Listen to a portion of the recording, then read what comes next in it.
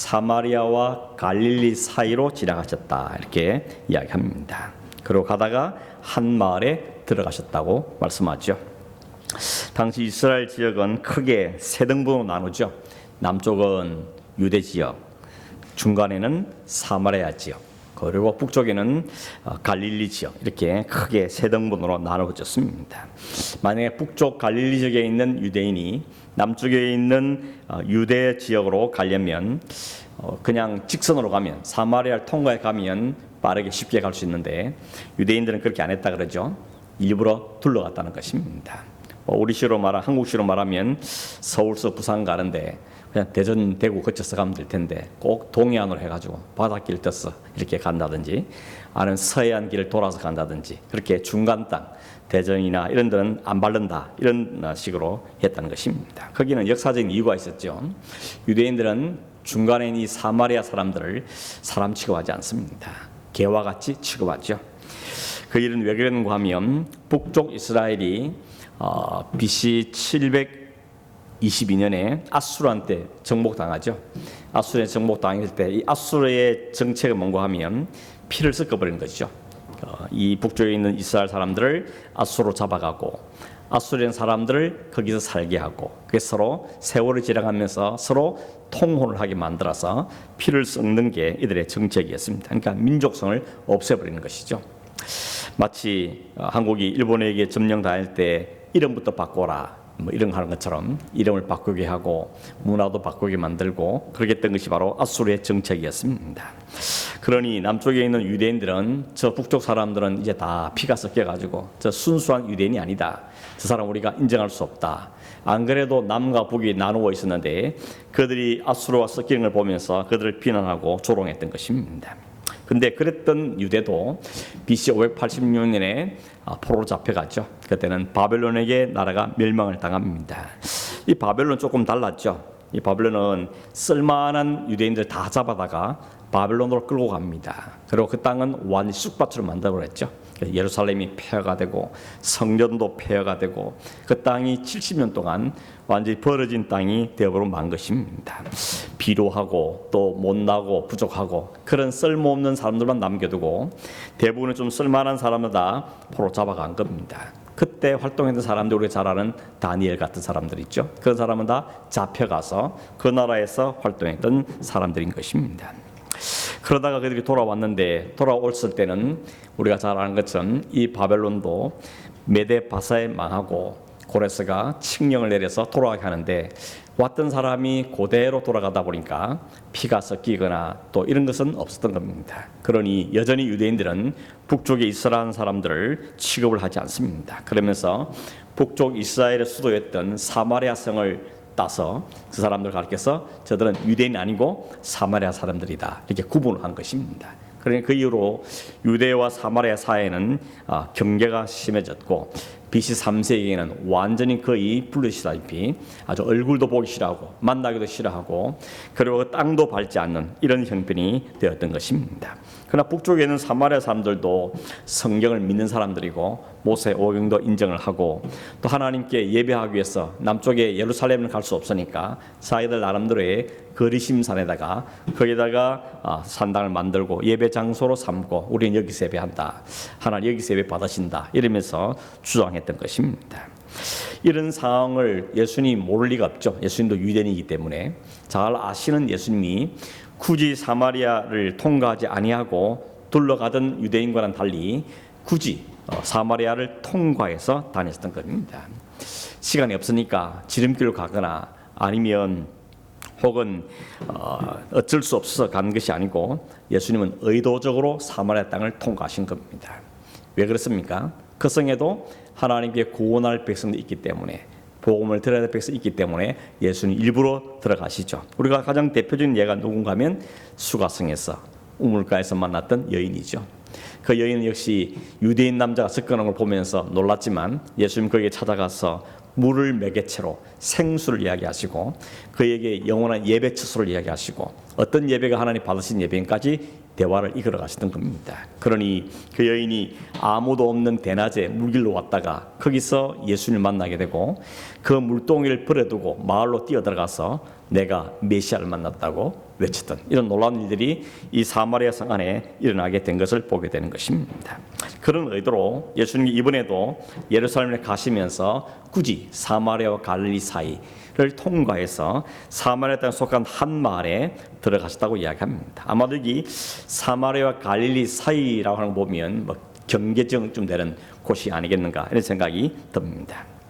아무튼 거기 들어갔는데 갔더니 한 마을에 들어갔는데 거기서 누굴 만납니까? 나병 환자 10명을 만나게 된 것입니다.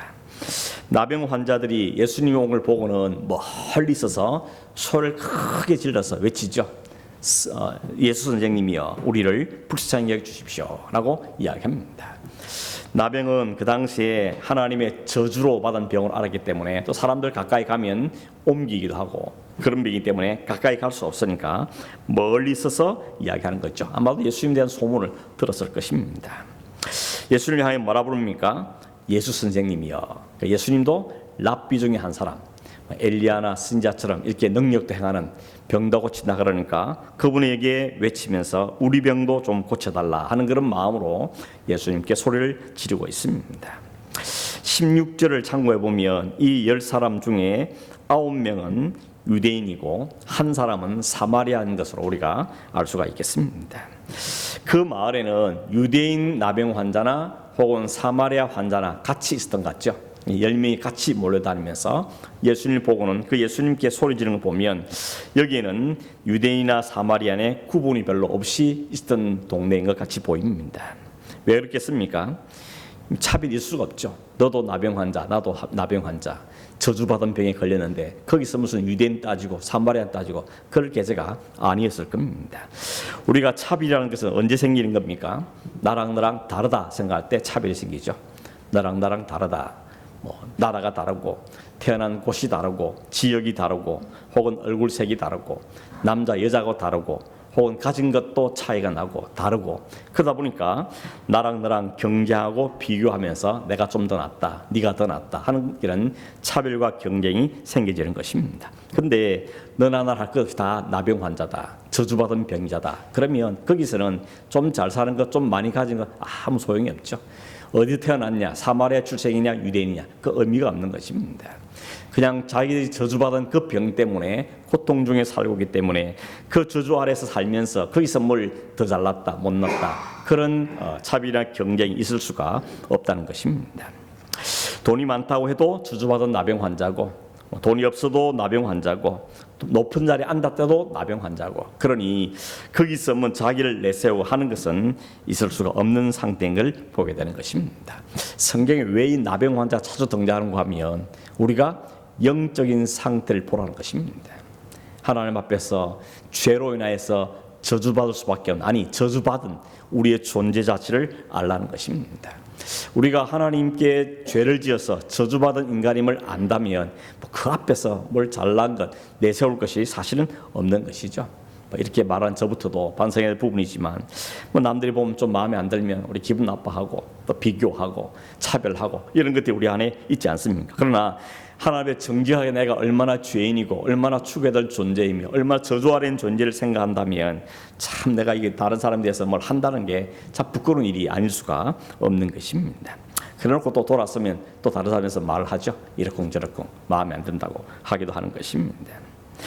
예수님께서 우리를 불쌍히 해달라고 외치는 그 나병 환자들의 말을 듣고는 뭐라 하셨습니까? 아무런 행동도 하지 않죠. 말하는가 하면 가서 제사장들에게 너희 몸을 보여라. 이 말씀만 던지셨습니다. 가서 제사장들에게 너희 몸을 보여라. 누가복음 5장에도 예수님이 나병 환자를 고치신 이야기가 있었습니다. 거기 때는 나병 환자가 예수님 가까이만 와가지고 그 앞에 엎드려서 주님께 부탁합니다. 내가 주여 원하시면 나를 깨끗하게 해주시지 않습니까? 나를 좀 불쌍히 해주십시오. 깨끗하게 해주십시오. 라고 부탁했습니다. 그때는 예수님이 그 나병 환자에게 손을 내밀어서 몸을 터치하시면서 내가 원한다. 네가 깨끗함을 받아라. 라고 주님은 말씀하셨습니다. 오늘 본문에는 저 멀리서 소리를 쳤고 예수님도 소리로만 말로만 가서 제사장들의 몸을 보여라 라고 말씀하고 계십니다. 여러분 뭘 보여줍니까? 예수님은 손을 얹든지 말씀만 하든지 주님의 능력은 변함이 없는 것입니다. 우리는 막 머리에 손 좀 얹어달라고 막 타치해달라고 이런 부탁을 하지만 거기에 능력이 나온 것은 결단코 아니라는 것을 우리가 알게 되는 것입니다. 왜 제사장에 보이라 그럽니까? 제사장에 보일 때는 딱 한 번밖에 없습니다. 내가 나은 것 같아요. 그럼 제사장에 가서 내가 나았다는 것을 확인해 주십시오 하는 게 제사장에 가는 이유입니다. 그러니까 예수님 지금 이 말씀 뭡니까? 가서 제사장에 보이란 말은 예수님께서 그 말 속에는 나았다는 걸 전제하고 지금 말씀하고 계시는 것입니다. 그런데 그들이 가는 중에 가다가 깨끗함을 받았다고 이야기하죠. 그러니까 가라 할 때는 아직까지 몸에 아무 변화가 없었던 것 같습니다. 그런데 그 말을 듣고 우리 가보자 그러면서 제사장에 가는데 보니까 손이 막 깨끗해지고 얼굴도 깨끗해지고 몸이 깨끗해지길 봤다는 것입니다. 그러니 우리가 여기서 또 하나 교훈을 받는 것은 일단 말씀이 들려지고 말씀이 우리에게 명령이 떨어지면 일단 순종하는 것입니다. 순종하지 않았다면 어떻게 됐습니까? 뭔 소리냐고. 아니 옛날에 그때 들은 것처럼 와서 만져주고 안 하고 뭘 그냥 가라 그러냐. 가서 뭘 어떻게 했다느냐. 아무 일도 안 일어났는데. 그러면서 아마 그들이 포기해버리고 자기 자기 거처로 가버렸다면 아무런 역사를 경험하지 못했겠죠. 그러나 말씀하시니 말씀대로 가봤던 것입니다. 그랬더니 가는 길에 도중에 역사가 일어났던 것입니다. 성경에는 그런 일이 많죠. 주님께서 우리에게 때때로 순종을 요구하는 경우가 참 많습니다. 베드로가 밤이 새도록 고기 잡고 한 다음에 와서 아무것도 못 잡았는데 그런 베드로한테 바다에서는 고기 잡이에서는 아무 지식도 없으신 주님께서 오른편 던져봐라. 그랬더니 베드로가 밤이 맞도록 수고했지만 이 말은 무슨 말입니까? 허탕치고 별 가능성이 없어 보이지만 그래도 선생님 말씀하시니까 한번 순종해보죠. 그래서 던졌더니 그 그물이 찢어질 만큼 고기가 잡혔다 그러지 않습니까? 주님은 그 베드로에게 오늘 이 말씀을 읽는 우리들에게 주님의 말씀에 순종하면 거기에 역사가 있다는 사실을 우리에게 보여주기 위한 하나의 샘플로 보여주는 것이죠. 우리는 말은 순종하는 게 쉬운 것이 보이지만 실제 우리 삶에서 얼마나 순종하는 걸 생각해 보면 순종하기 쉽지 않습니다. 왜냐하면 우리는 이성이 있거든요. 우리의 과학적인 사고가 있기 때문에 계산을 하기 때문에 주님께서 말씀하신 과학적이 아니라면 우리의 상식이 좀 안 맞다면 그 말씀에 쉽게 순종하는 게 안 될 가능성이 많은 겁니다. 기도 크다고 기도하는 가운데 안에 우리 마음에 하나님 감동을 주시고 마음 주셨는데 이거 내가 생각은 다르네 그러면서 그냥 가버리는 겁니다. 그것이 바로 우리의 불순종의 모습인 것이죠. 보리떡 5개, 물고기 2마리를 갖고 5,000명을 먹인다는 이런 상식적으로 말이 안 되지 않습니까? 그런데 예수님께서 떼서 나눠주라 했습니다. 예수님이 축사하시고 떼주라고 말할 때 제자들이 그 말에 순종해서 그걸 떼주었더니 계속 5,000명 배불리 먹고도 남았다는 것입니다. 베드로가 계속해서 베드로나 그 제자들 계속해서 주님 무슨 소리 하십니까? 이거 갖고 어떻게 다 먹입니까? 상식적으로 안 됩니다. 계산이 안 나오지 않습니까? 라고 말하며 불순종했더라면 거기에는 역사가 기적이 나타날 수 없었던 것입니다. 나만 장군을 기억하시죠? 나만 장군. 내 나병을 고쳐달라고 왔더니 요단강 가서 7번 목욕하시라고 그 말만 툭 던지고 문 닫아버렸습니다. 기분 나빠서 뭔 소리 하냐. 우리나라에 가면 훨씬 더 크고 좋은 강 많은데 무슨 깨지지 않은 이 요단강이 7번 씻어라 그러냐 라고 마음을 먹었지만 주변에서 권유하며 이보다 더한 일을 이야기해도 순종했지 않겠냐. 순종해보라고. 그랬더니 그게 아이의 살결같이 휘어지는 역사 있었다고 말씀하고 있습니다. 이거 보면 하나 힌트를 얻는 게 뭔가 하면 옆에 있는 사람 말도 잘 들어야 되는 겁니다. 내 마음에 불신이 생길 때 긴가민가 할 때 기도하는 분이 혹은 주변의 사람이 권유하는 것도 참 도움이 될 때가 많이 있는 것이죠. 아마 그 사람들이 그렇게 권유 안 했더라면 나만은 그 성질에 그냥 갔을 겁니다. 그런데 주변에서 이야기해주고 부탁하고 이렇게 할 때 그가 그 놀라운 역사를 경험하게 된 것을 우리가 보게 되는 것입니다. 너무 이런 따지지 말고 너무 계산하지 말고 너무 상식을 내세우지 말고 하나님 말씀하시면 하나님 말씀이 그게 하나님 말씀 확신이 들어지면 내가 순종합니다. 이런 마음을 갖고 기도하십시오. 그 마음을 갖고 말씀을 묵상하시는 겁니다. 말씀은 이래 했지만 내 생각하고는 안 맞는 것 같아. 그러지 마시고 하나님이 말씀이 오늘 내게 특별히 말을 주셨다면 이 말씀 내게 주신 말씀인가 하고 순종해 보는 것입니다. 한 걸음 떼놓을 때 요단에 발을 집어넣을 때 강이 갈라졌지 갈라지길 기다리면서 가고 갈라지는 건 아니었던 우리가 알지 않습니까? 그 제사장들이 그 법궤를 언약궤를 메고 발을 담그는 첫걸음이 필요했던 것입니다. 순종 걸음에서 믿음의 열매이기도 하지만 순종함으로 오히려 역사를 경험하게 되는 것을 우리가 보게 되는 것입니다.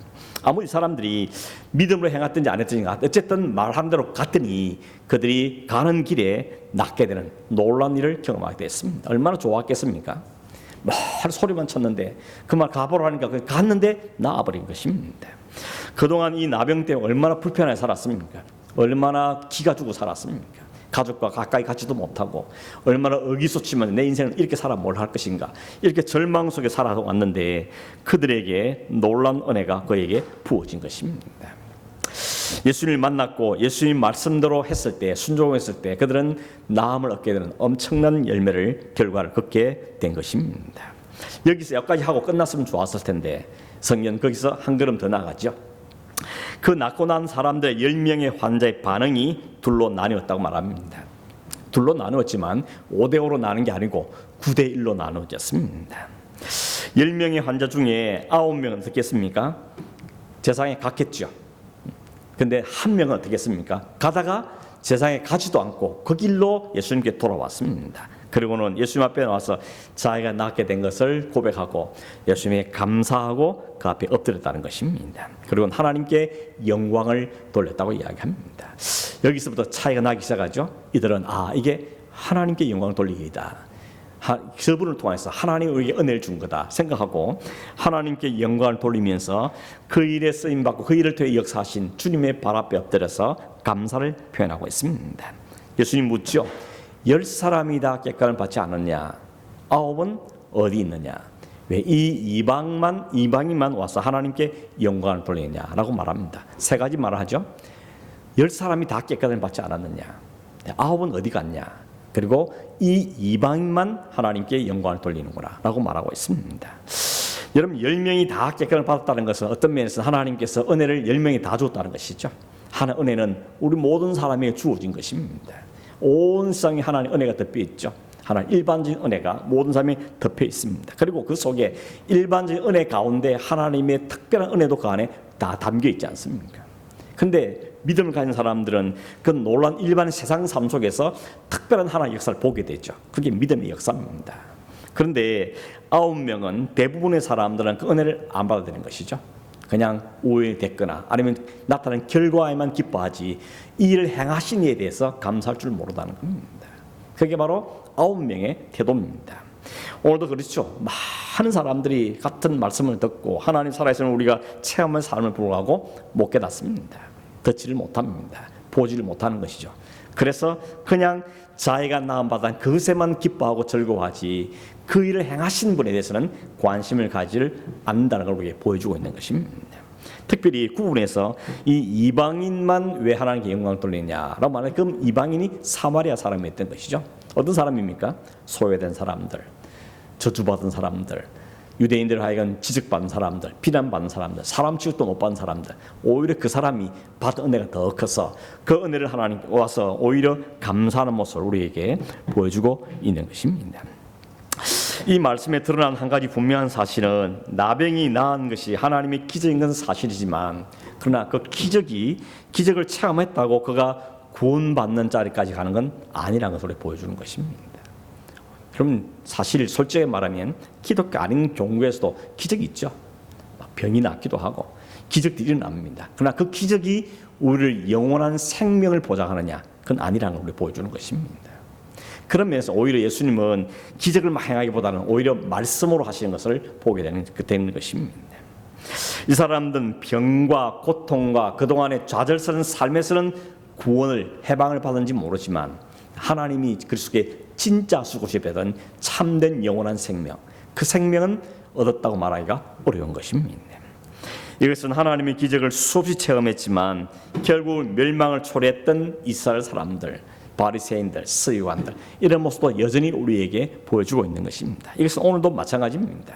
교회 주변을 얼렁거리고 교회 안도 들어오고 성경도 읽고 하긴 하지만 그러나 그 일을 통해서 우리에게 구원을 베푸시는 그 하나님께까지 가지 못하고 주변만 얼쩡거린 사람들은 상황이 안 좋아지고 또 문제가 생겨지면 여전히 등을 돌리는 모습을 우리가 보게 되는 것입니다. 사실은 오늘 본문을 잘 들여다보면 예수님이 제사장들에게 몸을 보여라 하시고 나서 다시 와서 내게 감사라 그런 말씀 안 하셨죠. 그냥 가서 보이라고만 말씀하셨습니다. 그렇게 보면 돌아오지 않았다고 그게 나쁜 것이냐 그렇게 우리가 주장하기도 좀 어렵습니다. 그러나 주님께서는 돌아온 그 사람을 향해서 믿음의 행동으로 말한 걸 보면 돌아오지 않는 것은 믿음 없는 것이라고 봐도 크게 틀리지 않을 것입니다. 결국 이 사람이 돌아온 것은 자기가 병을 낳은 것에 대해서도 동기가 되긴 했지만 그 마음을 통하여서 이를 낫게 하신 이가 누구인지에서 관심을 가지게 된 것이죠. 그래서 그분께 다시 가기를 원했던 겁니다. 나를 낫게 하신 분, 나를 이렇게 치유하신 분, 내 인생을 완전히 바꾸어 주신 분, 그분께 가서 그분에게 감사를 표하고 그분을 더 알고 싶은 마음으로 왔을 뿐만 아니라 이 일을 행하신 하나님께 영광을 돌렸다는 것입니다. 정작 하나님을 더 잘 안다고 말하는 유대인들 중에는 하나님께 영광을 돌리는 사람이 없고 우리가 상상해 보면 너무 좋아하고 너무 기뻐가지고 세상에 보이는 확인증 받은 다음에 집으로 딸려가서 내가 다 나았다고 그러면서 신나게 자신의 삶을 살았을 가능성이 참 많을 겁니다. 여러분 이 주님께서 오늘 우리의 이 말을 통해 보여주는 뭔가 하면 돌아온 사람은 예수님 말씀에 순종한 건 참 귀했지만 그 순종한 것뿐만 아니고 그 실천의 사원의 순종이 아니라 그 안에 주님께로 가야 되겠구나. 나를 이 일을 행하신 그 주님 앞에 내가 가야 되겠구나. 그 뭔가 힘이 그 안에 작동한 거 아니겠습니까? 그 힘을 그 작동 주님께로 오게 한 그 힘, 그 능력을 가르쳐 주님은 믿음이라고 말하는 것입니다. 그러고 말하면 네 믿음이 너를 구원하였다 그럽니다. 네 그 간절함 때문에 병은 나았다고 이야기했지만 그 더 넘어서 이 사람은 네가 주님께로 나온 그 믿음 때문에 네가 영생을 받았다. 구원을 얻었다고 주님은 선언해주고 계신 것을 보게 되는 것입니다. 사마리아 사람은 굳이 돌아오지 안 될 것 같은데도 불구하고 그런 돌아왔습니다. 그리고 감사했습니다. 그런데 마땅히 하나님을 기억할 만한 사람들은 돌아오지 않았다는 것을 우리에게 보여주고 있다는 것입니다. 왜 안 돌아왔을까요? 목적 달성했으니까. 예수님께 온 이유는 낫고 싶었던 거고 그 나병에서 자유로우시고 싶었고 그래서 좀 보람되게 살고 싶고 멋있게 살고 싶었는데 그 목적이 달성되니까 더 이상은 주님의 찾아올 이유가 없었던 겁니다. 병으로 나은 것으로 만족한 것이죠. 이들이 예수님을 만나서 불쌍히 해달라 했던 것은 나병의 고통에서 벗어나기 위했던 것입니다. 그런데 이 한 사람은 거기서 벗어나면서 이뿐만 아니라 영원한 생명, 영원한 자유, 죄에서 자유 거기까지도 갈 필요성을 느꼈던 것을 우리가 짐작해 볼 수가 있는 것입니다. 병이 나은 것으로 만족한 것이 아니고 병을 낫게 하신 분에 대한 마음이 생겨진 것이죠. 이게 성령의 역사 아니겠습니까? 하나님께 우리 가운데 역사하실 때 하나님이 궁금해지고 예수님이 궁금해지고 그분이 하신 것이 무엇인지 더 궁금해지고 그걸 더 알고 싶어하는 마음들이 생기는데 그걸 성령님은 믿음이라고 말하는 것입니다. 그리고 그 믿음이 우리를 구원으로 영생으로 인도하신다고 우리에게 말씀하고 있는 것입니다. 오늘 성경을 통하여서 이 사건을 통하여서 주님께서는 유대인이나 이방인이나 모두에게 은혜는 주어지지만 하나님의 은혜를 진실로 사모하는 자신을 긍휼 달라는 이 가난한 낮은 마음 이 사람들이 주님을 찾게 되는 것을 우리에게 이야기해 주고 있는 것입니다. 이 이야기를 하신 이유가 뭘까요? 굳이 사마리아 땅에 들어가신 목적을 우리에게 이야기해 주는 것입니다. 너희들이 무시하고 너희들이 비난하고 너희들이 괄시하는 사람 취급도 하지 않는 저 사람에게 하나님의 은혜가 임하고 그 가난하고 나눠진 마음속에 하나님의 은혜가 임한다는 사실을 보일 뿐만 아니라 하나님 앞에서는 이방이나 유대인이나 구분이 없다는 사실을 보여주는 것이죠. 누구에게나 하나님의 은혜가 필요한 사실들을 말씀해주고 있는 것입니다. 결국 누가 은혜를 받느냐 하면 그런 이방이냐 유대이냐 그 신분의 차이가 민족의 차이가 구원받는 것이 아니고 하나님께 긍휼을 입은 사람 하나님 그 마음속에 성령의 역사하신 사람이 구원을 얻게 되는 사실을 우리에게 보여준다는 것입니다. 오늘도 많은 사람이 하나님 은혜 안에 삽니다. 하나님 믿든지 안 믿든지 하나님 은총에 살죠. 하나님 햇빛을 주시고 비도 주시고 공기도 주시고 은총에 삽니다. 그런데 그 받은 그것을 통하여서 이걸 주신 분이 누구인가? 이걸 주신 하나님의 누신이에 대해서는 관심이 없고 그 안에서 잘 살고 복되게 살고 재미있게 살고 거기에만 만족한 사람들은 온전한 믿음이 가진 사람이라고 말하기가 어렵다는 것입니다. 그 사람들은 하나님을 찾지 않죠. 그냥 자기 준 삶에서 만족하며 사는 것입니다. 나 믿음 있는 사람은, 믿음이 주어진 사람은 이 땅에 주어진 그 은총만으로 만족하지 않고 그 은혜를 베푸신 분에게 마음이 기울게 되어 있는 것입니다. 그게 놀라운 차이인 것입니다. 그게 아무나 되는 게 아닌 것이죠. 하나님 그 속에 성령으로 역사하는 사람에만 일어난 역사인 것입니다. 여러분 자신을 생각해 보십시오. 내가 언제부터 주님에 관심이 생겼습니까? 언제 주님을 좀 더 알고 싶은 마음이 생겼습니까? 그냥 세상과 똑같이 살아온 우리에게 웬일인지 이유는 모르겠는데 하나님 우리 마음속에 그런 마음을 주셔가지고 하나님을 알고 싶은 마음, 주님을 좀 더 알고 싶은 마음, 믿음을 좀 살아보는 마음들이 우리 안에 주어졌다면 그 자체가 진짜 기뻐하고 감사할 일일 것입니다. 이 한 사람은 자신이 병에 나았다는 것도 감사했지만 그러나 이 일을 행하신 주님을 만나고 오히려 더 감사하고 그 주님 때문에 더 즐거이 믿음의 삶을 사는 그런 길로 갔을 것을 우리는 충분히 짐작할 수가 있다는 것입니다. 사람들은 원하는 것을 얻으면 거기에 그냥 그쳐버릴 때가 많죠. 만족하고 많은 것입니다. 하나 그것은 원하는 것을 얻은 만족으로만 반응일 뿐이지 그걸 베푸신 하나님에 대한 믿음과 연결되지 못하는 것이라고 우리가 말할 수가 있다는 것입니다. 이걸 염두에 두고 생각한다면 우리가 자신을 죄인으로 하는 것도 실상은 죄인이란 이 고백은 참된 신자를 인정받고 하는 그런 것에서 나온 것이 아니고 성령이 우리의 주심으로 나타나는 현상이고 결과인 것을 우리가 알게 되는 것입니다. 이게 믿음이라는 것입니다. 하나님은 이 믿음을 우리에게 주시고 싶어하는 것이고 이 믿음을 받는 사람이 진짜 감사, 진짜 주 안에서 복된 인생을 살게 되는 사실을 우리에게 오늘도 말씀해주고 있는 것입니다. 여러분 하나님 알게 됐습니까? 예수님 믿게 됐습니까? 예수님 관심이 더 많이 생겼습니까? 진짜 그게 감사할 일입니다. 내가 병에서 좀 나았다, 경제 좀 회복됐다, 그보다 더 감사할 일은 내 안에 영생에 대한 관심과 하나님의 소망이 우리에 있다는 사실이 진짜 관심인 것입니다. 우리가 기도할 때도 문제 해결만 위해서 기도하지 마시고 그 해결을 통해서 주님을 온전히 알게 되고 만나게 되고 그 하나님께 진정한 감사와 영광을 돌리시는 그것이 우리가 기도의 제목이 되어야 되는 것입니다. 혹 자녀를 위해서 가족을 기도하고 계십니까? 그 문제만 해결되게만 기도하지 말고 그 해결을 통하여서 그 일을 통하여서 하나님을 알게 하고 주님께 달려가고 싶은 마음이 생겨지고 주를 기꺼이 그 삶을 살고 싶은 마음까지 생겨지는 그 구원의 은혜가 있기를 위해서 우리가 기도해야 하는 것입니다. 이 영광을 주님 기억하시면서 하나님 오늘 우리에게 여전히 이 마음을 갖고 우리를 찾아오시고 우리에게 말씀하시고 우리에게 은혜를 베풀어 주시고 주님께 붙잡힌 삶을 살기를 원하시는 사실을 기억하고 그 일을 깨달은 사람 하나님께 감사하고 우리가 어떤 문제를 만든지 그 문제만 매이지 않고 거기만 집중되지 않고 이 일을 통해서 역사하시는 하나님, 그 일을 통해서 우리를 이끌어 가시려는 그 믿음의 성숙과 하나님을 알아가는 그 믿음의 자리까지 가기를 바라는 이 마음 갖고 기도하는 우리가 되기를 바랍니다. 그리 아니하실지라도 하나님께 감사할 수 있는 그 믿음의 수준까지 우리가 올라갈 수 있도록 하나님께서 우리를 붙잡아 주시고 인도해 주시기 위해서 기도하고 소망하는 우리 모든 삶이 되기를 주의 이름으로 축원합니다. 기도하겠습니다. 고마우신 하나님 아버지 감사합니다. 10명의 나병 환자들이 고침을 받았지만 진짜 예수를 알고 그 안에 영원한 생명을 누리게 된 사람은 한 사람뿐이었다는 사실을 앞에 두려운 마음과 바람 앞에 간절한 마음으로 간구하며 기도합니다. 또한 감사함을 드리옵는 것이 우리 안에 이 마음을 주시고 우리를 주님에 불러주시며 하나님에 대한 소망과 하나님에 대한 열심들과 또 주님에 대한 마음들을 주신 것에 나의 하나님께 감사함을 드립니다. 오 하나님 원하는 것은 이 생을 살아가는 여러 가지 문제를 계속해서 만날 텐데 그때마다 문제에만 매이지 않도록 도우시고 이를 통해 이루실 하나님을 바라보고 하나님의 영광을 돌려드리며 하나님께 붙잡혀서 우리의 믿음의 삶을 감사하며 살아가는 복된 인생을 사는 제일이 되도록 역사하여 주시옵소서. 우리 가운데 이 감사가 있게 하시고 이 구원의 은혜가 충만한 삶을 살아가는 제일이 되도록 축복하여 주시기를 간절히 원하옵고 예수님의 이름으로 기도하옵나이다. 아멘. 하늘에 계신 우리 아버지여 이름이 거룩히 여김을 받으시오며 나라가 임하옵시며